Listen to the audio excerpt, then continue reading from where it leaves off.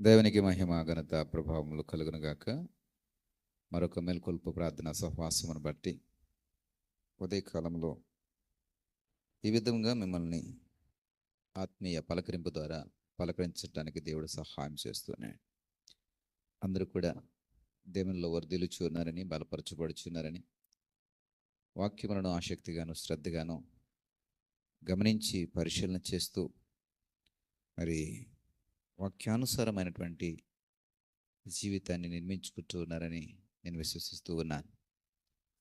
ఈ మేల్కొల్పు ప్రార్థన అది బ్రతుకులలో మేల్కొల్పుని కలుగజేస్తుందని నేను నమ్ముచున్నాను. మీ జీవితాల్లో మేల్కొల్పు కలుగజేస్తుందని నేను నమ్ముచున్నాను.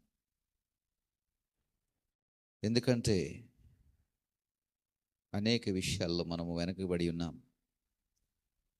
ఏవేవో సాధించాలనుకుంటున్నాం కానీ సాధించలేకపోతున్నాం. ఏవేవో చేయాలనుకుంటున్నాము కానీ చేయలేకపోతున్నాం.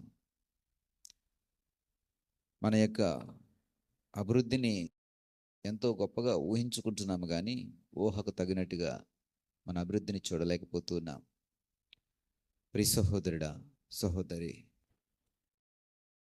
గల కారణం ఆలోచనకు తగినట్టుగా నీవు పని చేయలేకపోవట, ఆలోచనకు తగినట్టుగా ప్రణాళికను సిద్ధపరచుకునకపోవట, ఆలోచనకు తగినట్టుగా మరి అడుగులు వేయకపోవట. ఆశ అయితే చాలా ఉంది, కానీ ఆశకు తగినట్టుగా తీర్మానాలు చేసుకోలేకపోవట, ఆశకు తగినట్టుగా మరి ఒక రూపకల్పన చేయలేకపోవట. ప్రియ సహోదరుడా, సహోదరి, ఒక ఇంటిని నిర్మించేటటువంటి తాపి మేస్త్రి ఆ ఇంటిని చక్కగా కడుగుతున్నప్పుడు, ఇటుక పేర్చి గోడను కడుతూ ఉన్నప్పుడు, ఒక చక్కటి గోడ నిర్మాణం జరుగుతూ ఉన్నప్పుడు దారినంట పోయేటటువంటి వ్యక్తిని పిలిచి ఆ తాపి మేస్త్రి ఏం చేస్తున్నాడని అడిగితే ఆ వ్యక్తి అంటాడు, గోడను కడుతున్నాడు అంటాడు. అలాగే మరొక వ్యక్తి అదే దారిని పోతున్నప్పుడు ఆ వ్యక్తిని అడుగుతుంటుంటే ఆ వ్యక్తి ఈ మేస్త్రి ఏం చేస్తున్నాడని ఆ వ్యక్తిని అడిగినప్పుడు ఆ వ్యక్తి చెప్తున్న సమాధానం ఏమిటంటే, స్తంభాలు కడుతున్నాడు అంటున్నాడు. అంటే ఈ మేస్త్రి చేస్తున్నదే చూస్తున్నాడు. ఆ సమయంలో గోడ కడుతున్నాడు, ఆ సమయంలో స్తంభాలు కడుతున్నాడు. ఈ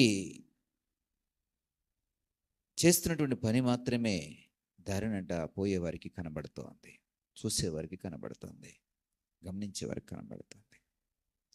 అదే ఆ మేస్త్రి దగ్గరికి పోయి, అయ్యా నువ్వు ఏమి చేస్తున్నావు అని అడిగితే గనక ఆ మేస్త్రి ఏమని చెప్తాడంటే, నేను చక్కటి బ్యూటిఫుల్ హౌస్ని, ఇంటిని నిర్మిస్తున్నానని చెప్తాడు. అంటే ఆ మేస్త్రి గోడను చూడటం లేదు, కడుతున్నటువంటి స్తంభాన్ని చూడట్లేదు, కొన్ని నెలలలో పూర్తి కాబోతున్నటువంటి ఇంటి యొక్క నిర్మాణాన్ని చూస్తున్నాడు. ఆ ఇల్లు ఎలాగుండాలో, ఎన్ని గదులతో ఉండాలో, ఎక్కడ హాల్ ఉండాలో, ఎక్కడ బెడ్రూమ్స్ ఉండాలో, ఎక్కడ కిచెన్ ఉండాలో, ఎక్కడ మరి గెస్ట్ రూమ్ ఉండాలో, ఈ విధముగా ఒక చక్కటి ఆలోచన తన యొక్క మదిలో నిలుపుకొని దానికి తగినట్టుగా మేస్త్రి పనిచేస్తున్నాడు. ఆ మేస్త్రిని అడిగితే, నేను ఓ చక్కటి అందమైన ఇంటిని కడుతూ ఉన్నానని చెప్తాడు. అంటే ఆ మేస్త్రిలో ఏముందంటే, ఇల్లు నిర్మాణము పూర్తయిన తర్వాత ఎలా ఉండబోతుందో దాన్ని చూస్తూ ఉన్నాడు. దారిన పోయేంటి వాడు కడుతున్నటువంటి గోడను మాత్రమే చూస్తున్నాడు కానీ మరి ఈ మేస్త్రి మాత్రము ఒక 2-3 నెలల తర్వాత, ఒక సంవత్సరం తర్వాత పూర్తి కాబోతున్నటువంటి ఆ ఇంటి యొక్క అందమైనటువంటి స్థితిని చూస్తున్నాడు. నీవు కూడా నీ జీవితాన్ని అలాగే నిర్మించుకోవాలి. ఆ విధంగా తగినట్టుగా ఏర్పరచుకోవాలి. ఆశకు తగినట్టుగా, ఆలోచన తగినట్టుగా ఈ ఈ సంవత్సరాంతమునకు నా జీవితంలో ఇలాంటి మార్పులు రావాలి, నా కుటుంబంలో ఇలాంటి పరిస్థితి కనబడాలి, నా బిడ్డల యొక్క మరి పురోగతిలో ఇలాంటి మార్పులు నేను చూడాలనుకుంటున్నాను. మరి 2025 కొన్ని రోజుల్లో ముగుస్తోంది. మరి 2026 కొరకు నేను ఎలా సిద్ధపడుతున్నాను? 2026 సంవత్సరంలో నేను ఏమి చూడాలనుకుంటున్నాను? ఏమి నా కుటుంబం గురించి కానీ, నా జీవితం గురించి కానీ, నా బిడ్డల గురించి కానీ, నేను చేస్తున్నటువంటి ఉద్యోగం విషయంలో కానీ, నేను చేస్తున్నటువంటి వ్యాపార విషయంలో కానీ, నేను చేస్తున్నటువంటి ఏ పని అయినను మరి 2026 సంవత్సరానికి నేను ఏ విధమైనటువంటి ప్రణాళికను సిద్ధపరచుకోవాలి? ఒక మేస్త్రి 2-3 నెలలు లేదా ఒక సంవత్సర కాలం తర్వాత పూర్తయ్యేటువంటి ఇంటిని ఇప్పుడే చూడగలుగుతున్నప్పుడు, మరి ఈ జీవితం నీకు ఇవ్వబడింది, అది నీ జీవితం. నీ బ్రతుకు నీకు ఇవ్వబడింది, అది నీ బ్రతుకు. నీ ఆలోచనలు నీకు ఇవ్వబడ్డాయి, అవి నీ ఆలోచనలే. మరి దానిని ఎలాగా సానబెడుతున్నావు, ఎలాగా పదును పెడుతున్నావు? అందుకని యెషయా గ్రంథము 52వ అధ్యాయం 1వ వచనంలో అంటున్నాడు ఏమిటంటే, లెమ్ము లెమ్ము, నీ బలము ధరించుకొనుము, నీ సుందర వస్త్రములు ధరించుకొనుము. మనము మేల్కొలుపు లేకపోవడం వలన ఇంకా నిద్రలోనే, ఇంకా మసకబారినటువంటి ఆలోచనలే, ఇంకా పనికిమాలిన ఆలోచనలే, ఇంకా ఏ విధమైనటువంటి ఆలోచన విధానము లేనటువంటి బ్రతుకులే. అందుకనే లెమ్ము లెమ్ము అని 1కి 2 సార్లు చెప్తూ ఉన్నాడు. 1కి 2 సార్లు మరి తట్టి లేపుతూ ఉన్నాడు ఏమిటంటే, లెమ్ము లెమ్ము, నీ బలమును ధరించుకునుము. నిద్రలో ఉన్నవాడికి బలము పనిచేయదు, నిద్ర అవస్థలో ఉన్నవాడికి బలము పనిచేయదు, సోమరిగా ఉన్నవాడికి బలము పనిచేయదు. మరి ఆ పని దొంగలు ఉంటారు, ఈ పని దొంగలకు బలము పనిచేయదు. నీ బలము నీలో సమృద్ధిగా దేవుడిస్తున్నప్పుడు దాన్ని ఉపయోగించటానికి నువ్వు లేవాలి. నీ నిద్ర భారమును, సోమరి భారమును, మరి పని దొంగ అనే ముద్ర వేయబడినటువంటి స్థితిని, పనికి మాలినటువంటి వాడిగా మరి పిలువబడుతున్నటువంటి ఆ స్థితిని విడిచిపెట్టి ఆ నిద్రలో నుంచి నువ్వు లేవాలి, ఆ మత్తులో నుంచి నువ్వు లేవాలి, ఆ మరి సుఖభోగాల నుండి నువ్వు లేవాలి. అలా లేచినప్పుడు నీ బలము నీవు ధరించుకోగలుగుతావు. నీ బలము నీవు ధరించుకున్నప్పుడు ప్రశస్తమైన సుందర వస్త్రములు నువ్వు ధరించుకోగలుగుతావు. ప్రియ సహోదరుడా, ఈ నా మాటలు నీ బ్రతుకుల్లో చిన్న మార్పును తీసుకొస్తే చాలు.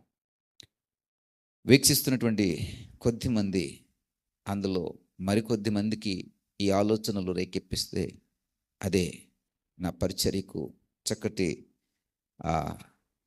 విజయం అని నేను నమ్ముతూ ఉన్నాను.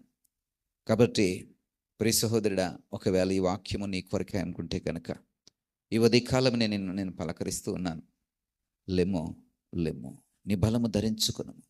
నీ ద్వారా అద్భుతమైన కార్యాలు జరగాలి, నీ ద్వారా గొప్ప సంగతులు జరగాలి.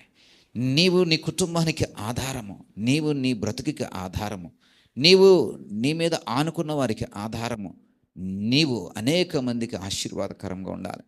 ఆశీర్వాద చిరునామా అని నీ పేరును బట్టి ప్రకటన జరగాలి. మరి లేస్తావా ప్రియ సహోదరుడా? లేస్తావా ప్రియ సహోదరి?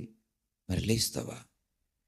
లేవండి, లేవండి, మీ బలము ధరించుకోండి. పుష్కలమైనటువంటి బలము మీలో ఉంది, పుష్కలమైన జ్ఞానము మీలో ఉంది, పుష్కలమైనటువంటి శక్తి మీలో ప్రవహిస్తుంది. మీరు లేవలేకపోవడం వల్ల, నిద్రాభారంతో ముసుగు వేసుకుని ఉండడం వలన ఆ బలము నిష్ప్రయోజనమైపోతుంది. ఒక వృద్ధాప్య వయసు వచ్చిన తర్వాత నాకు ఈ బలము కావాలని నువ్వు అడిగినా ఆ బలము నీకు దొరకదు.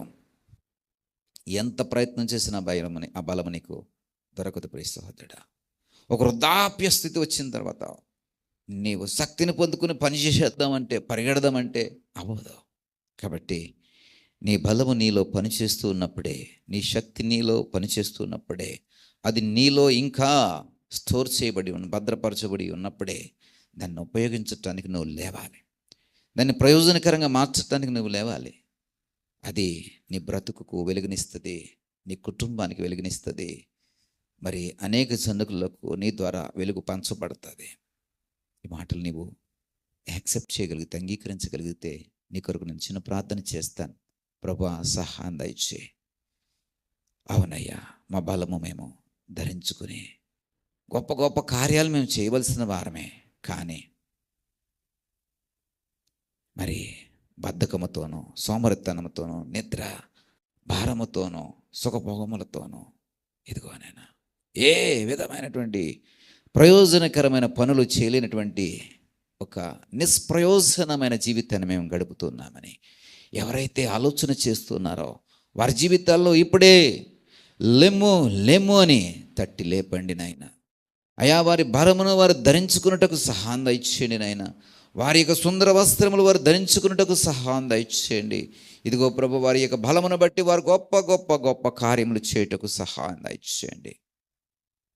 వారి జీవితాన్ని వెలిగించుకోవడానికి, కుటుంబాన్ని వెలిగించుకోవడానికి, అనేక మందిని వెలిగించడానికి ఒక సాధనంగా వాడుకోండి. ఈ తీర్మానంలో వచ్చిన ప్రతి బిడ్డను ఇదిగో ప్రభు తట్టి లేపండి. ఇదిగో నేను వారి జీవితాల్ని అతి సుందరంగా మార్చండి.